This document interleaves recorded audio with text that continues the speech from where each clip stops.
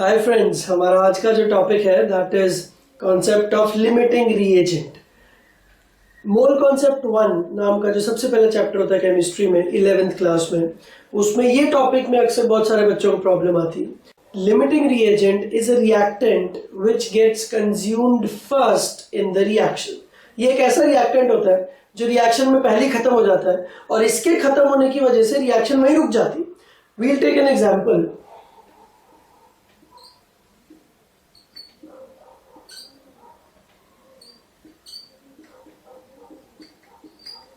ये रिएक्शन वैसे तो इक्विलिब्रियम रिएक्शन है, बट इस कॉन्सेप्ट को समझने के लिए हमें इसके इक्विलिब्रियम की साइन की जरूरत नहीं है, तो हम इसको नॉर्मल ऐसे लिखते हैं। ओके, लिमिटिंग रिएजेंट का मतलब क्या हुआ? नाइट्रोजन और हाइड्रोजन आपस में रिएक्ट करके अमोनिया बना रहे। नाउ लेट्स सपोज इन दोनों की रिएक्शन चल ही रही थी कि सडनली नाइट्रोजन खत्म हो गया। अब अगर नाइट्रोजन खत्म हो गया तो हाइड्रोजन अकेला अब अमोनिया का प्रोडक्शन तो नहीं कर सकता, तो हाइड्रोजन एक्सेस में बचा हुआ है, जबकि नाइट्रोजन जो खत्म हुआ था उसकी वजह से अमोनिया का प्रोडक्शन रुक गया। तो दो रिएक्टेंट्स में से या तीन रिएक्टेंट्स में से जितने भी रिएक्टेंट्स हो, अगर कोई एक रिएक्टेंट ऐसा है जो पहले ही खत्म हो जाता है, उसको लिमिटिंग रिएजेंट बोलते हैं। और सबसे इंपॉर्टेंट बात यह है कि उसके खत्म होते ही रिएक्शन रुक जाती है। तो जितना भी प्रोडक्शन होना था वो हो चुका, जैसे ये खत्म हुआ उसके बाद द अमाउंट ऑफ प्रोडक्ट जो बननी थी वो बन चुकी, उसके बाद there will be no further production. So limiting reagent is the one which limits the reaction, इसीलिए इसका नाम रखा गया लिमिटिंग रिएजेंट। नाउ सारे डिसीजंस, हाइड्रोजन कितना बचेगा, बेसिकली इसको हम एक्सेस बोलेंगे। अगर ये लिमिटिंग है, इसको एल आर से रिप्रेजेंट कर रहे हैं लिमिटिंग रिएजेंट। अगर ये लिमिटिंग है तो ये खत्म हो जाएगा, अगर ये खत्म होगा तो ये बचा रह जाएगा, तो इसको हम बोलेंगे एक्सेस रिएजेंट। तो एक लिमिटिंग रिएजेंट ही डिसाइड करता है कि कौन एक्सेस बचेगा और कितना एक्सेस बचेगा। लिमिटिंग रिएजेंट ही डिसाइड करता है कि प्रोडक्ट कितना बनेगा, क्योंकि जैसे ही लिमिटिंग रिएजेंट खत्म होगा प्रोडक्ट का बनना बंद हो जाएगा। तो सबसे इंपॉर्टेंट क्वेश्चन ये है कि how do we find which is limiting reagent? इन दोनों में से लिमिटिंग रिएजेंट कौन है? तो वैसे बहुत सिंपल है, जो कम है, जिसकी अमाउंट कम है वो पहले खत्म हो जाएगा। भाई सिंपल सी बात है। But the problem here is कि आपको एब्सोल्यूट वैल्यूज नहीं देखनी है, आपको रिलेटिव वैल्यूज देखनी है। आई लेट यू नो कि कैसे हम लोग क्वेश्चंस के हिसाब से ये करेंगे। लेट्स सपोज एक क्वेश्चन में दिया हुआ है 2 moles of nitrogen and 5 moles of hydrogen are taken। ये क्वेश्चन है, मतलब 5 moles ऑफ हाइड्रोजन अवेलेबल हैं एंड नाइट्रोजन के 2 moles अवेलेबल। नाउ सबसे इंपॉर्टेंट चीज यहाँ पे बैलेंस्ड रिएक्शन। तो अगर आपको क्वेश्चन में बैलेंस्ड रिएक्शन नहीं दी है तो आपको पहला काम यही करना है कि आप खुद से बैलेंस करिए। तो 1:3:2 का रेशियो, इसको हम पढ़ते हैं। इस रिएक्शन को कैसे पढ़ा जाता है? Nitrogen reacts with hydrogen to produce ammonia. इसको पढ़ने का एक और बेटर तरीका है।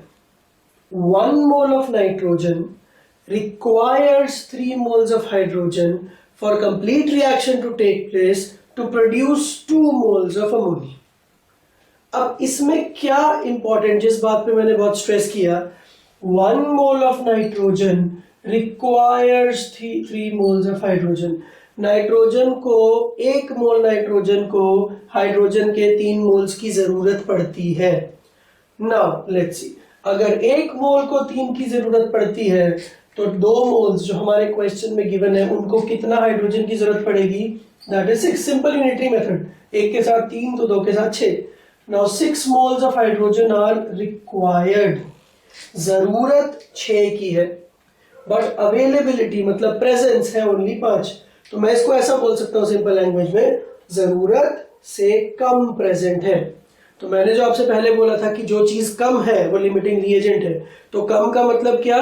जो चीज जरूरत से कम है वो लिमिटिंग है और जो चीज जरूरत से ज्यादा है वो एक्सेस है। तो मुझे पता चल गया कि 2 moles of nitrogen require 6 moles of hydrogen, but the hydrogen available is actually less than what is required. जरूरत से कम है, इसलिए ये लिमिटिंग रिएजेंट है। तो मैं एल आर लिख दूंगा। हम इसको उल्टे तरीके से भी कर सकते हैं। 3 moles of hydrogen require 1 mole of nitrogen. So 5 moles of hydrogen which are given to us in the question, 5 moles of hydrogen will require how much nitrogen? That will be 5 by 3. ये भी unitary method है कि 3 moles require 1, so 1 mole require 1 by 3, so 5 moles require how much? 5 by 3. तो हमें कितना nitrogen चाहिए? 5 by 3. So this is requirement. 5 by 3 is approximately 1.66. तो जरूरत तो है 1.66 की, बट क्वेश्चन में हमें कितना नाइट्रोजन दिया हुआ है? That is 2. तो जरूरत से ज्यादा, that is known as excess. तो एक्सेस और लिमिटिंग का सिंपल डेफिनेशन क्या है? जो चीज जरूरत से कम है वो लिमिटिंग, जो चीज जरूरत से ज्यादा है वो एक्सेस. ठीक है, तो हमें पता चल गया कि इस पर्टिकुलर क्वेश्चन में जहां पे हमें 2 मोल नाइट्रोजन के एंड 5 मोल्स हाइड्रोजन के दिए हुए थे, इस पर्टिकुलर सिचुएशन में hydrogen is the one which is going to exhaust first. Hydrogen पहले खत्म होने वाला है. तो जैसे ही हाइड्रोजन खत्म होगा नाइट्रोजन बचा रह जाएगा. जैसे ही हाइड्रोजन खत्म होगा production of ammonia will stop. तो हाइड्रोजन जब तक था तब तक प्रोडक्शन हो रहा था. So hydrogen will decide that how many moles of ammonia will be produced. तो इस क्वेश्चन में बहुत सारी चीजें पूछी जा सकती हैं. So let's take an example. तो क्वेश्चन ऐसा दिया हुआ है, in a container we have taken 2 moles of nitrogen and 5 moles of hydrogen. Find the number of moles of ammonia that are produced. तो प्रोडक्शन कब रुकेगा? जब इन दोनों में से कोई एक खत्म होगा. हमें पता चल गया कि हाइड्रोजन पहले खत्म होने वाला है. तो hydrogen will decide that ammonia कितना बनेगा. तो हाइड्रोजन और अमोनिया के ऊपर अब आप यूनिटरी मेथड लगा दीजिए. If 3 moles of hydrogen can produce 2 moles of ammonia, then 5 moles which are given in the question, 5 moles of hydrogen will produce how much ammonia? That is 2 by 3 into 5, that is 10 by 3 moles.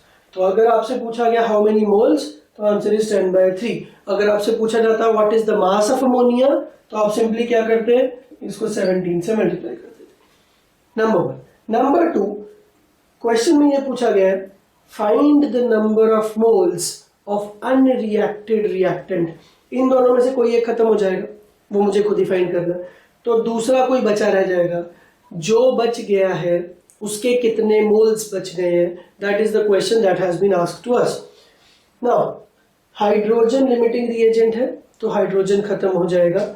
जब तक hydrogen था तब तक वो nitrogen से react कर रहा था.